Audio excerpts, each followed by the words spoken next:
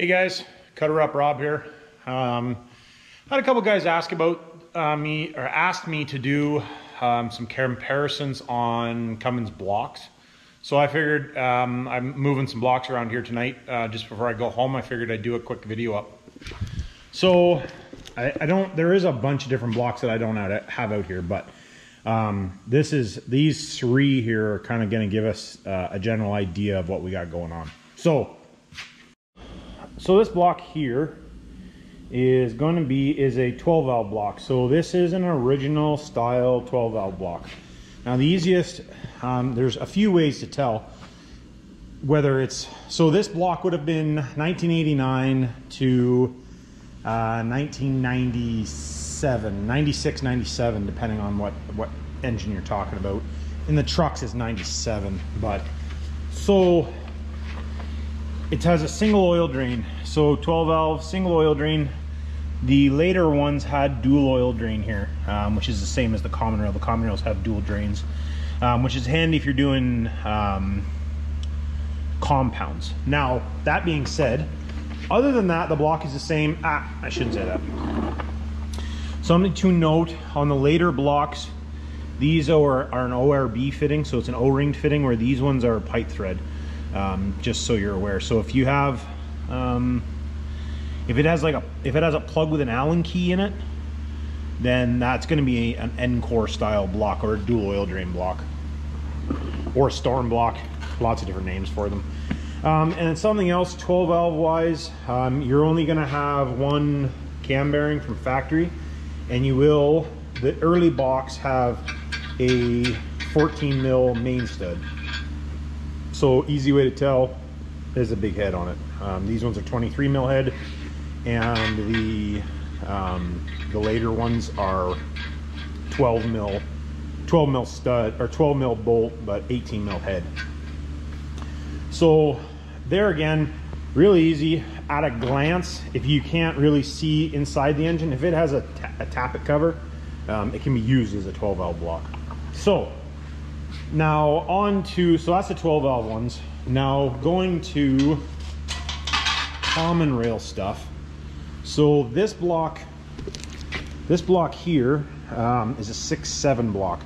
Now the 6-7 blocks are really easy to identify by looking at them, not so much from the outside, but very easy to identify when you have the head off, because one, the bore is bigger, you're 200 thou bigger on the bore, and then they have steam holes where the 5.9s don't have that. So before I go on more about 6-7 blocks, so this is a 5.9 common rail block. So the 5.9 common rail block also, and the 6.7 also have 12 bill main studs. And all of the blocks, no matter if it's a 12 valve, all of them right up to, as far as I know, up to 2019, we'll get into that later. So on these blocks, they have 12 mil main studs. The 6.7 has 12 mil main studs as well, which is more than sufficient for what most guys are doing. Something with the 5.9 though is so they do have oil squirters, the plastic plugs, and then they also have bolt-ins. You always want to make sure you use the bolt-ins and don't delete the bolt-ins. Now, what I recommend doing on number 6, I don't do it to all of them because you lose too much oil pressure, but I do on number 6, which is this side. I add an oil squirter to number 6 to help that number 6 piston stay a little bit cooler, but that's here nor there for what we're talking about today. Now, something you can get, so this is a 03 5.9 common rail block, and the easiest way for me to tell that is it has a 360 thrust bearing. Now the 03s had that, and industrial, talking Dodge stuff, the Dodge trucks in 03 had a 360 thrust bearing, which is nice if you want to make more power, because then it has a better and bigger thrust. Now the 6.7s in some industrial applications have it. Pickup trucks, I've never seen one. Not saying that they never came with it or couldn't, I've just never seen one. And there isn't near as many of them. So Now for, lay this thing down. Now something else actually to note, some 5.9 common rails have a cam bearing front and back. Some do, some don't. Most of the 03s do. I think it just depends on what the engine was for originally. Oh. And they're not light. I don't know exactly how much they weigh, but they're not light. So, looking at the front, the 24 or the 5.9 and the 6.7. Obviously, the 6.7 you can't see because the timing case is in the way. That's the B pump 24 valve we're building. They're identical in the front. The oil pumps are the same. Now that is something. 12 valve oil pump and a common rail oil pump. The bore for the oil pump is a different size. Just keep that a note, just so you are aware. Now,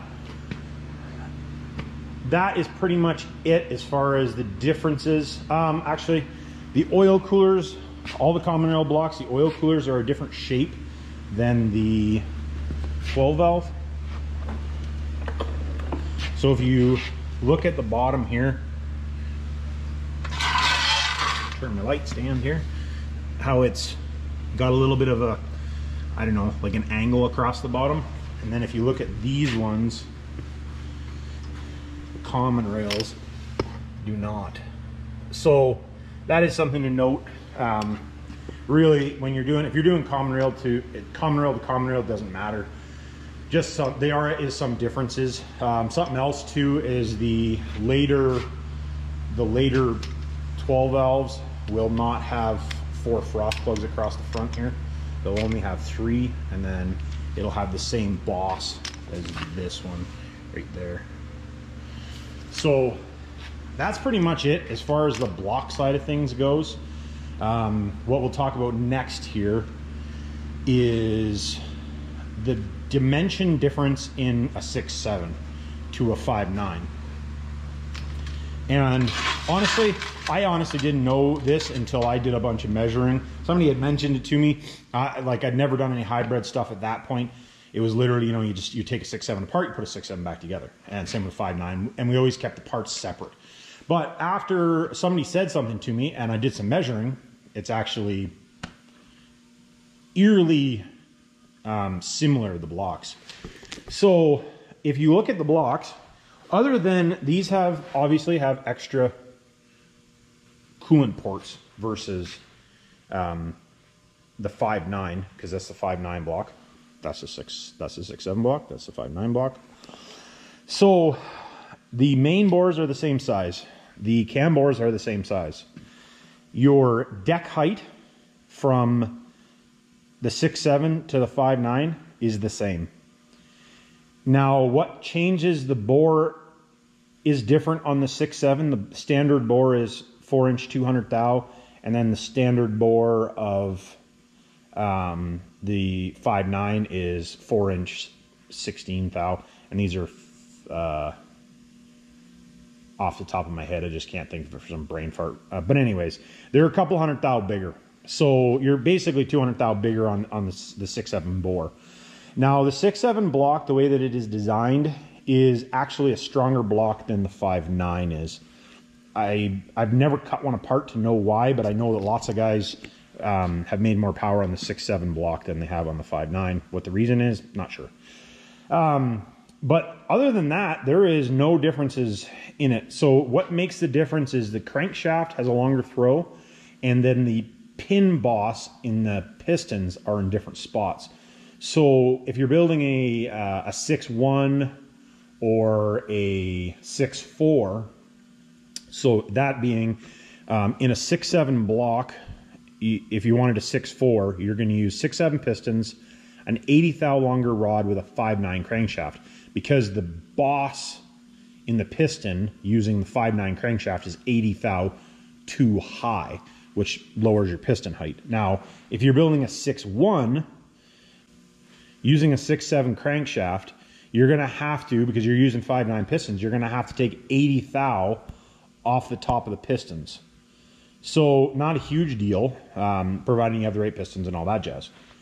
But that is the difference in the blocks themselves. There's actually not a lot of difference. They use the same, you can use the same oil pump. The oil coolers are the same. Like, so it's the so basically the difference being said, so the difference block to block is bore size. That is the only difference. And then when you get into more engine stuff, the 5.9 pistons are obviously different than the 6.7 because of the bore, but also your pin height is different. Connecting rods are both the same length. And then crankshafts, one has less stroke than the other.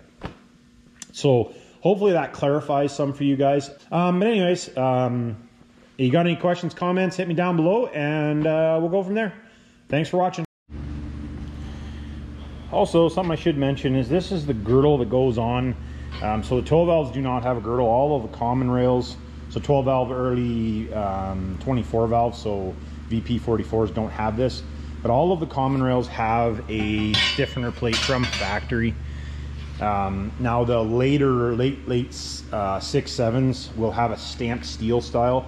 If you do have one of those, you want to make sure you use the right pickup tube with the thin girdle, because this thickness does make a difference, and if you have the wrong one, you will break it off, unless it's shimmed properly. But anyways, just thought I would mention that while I was thinking of it.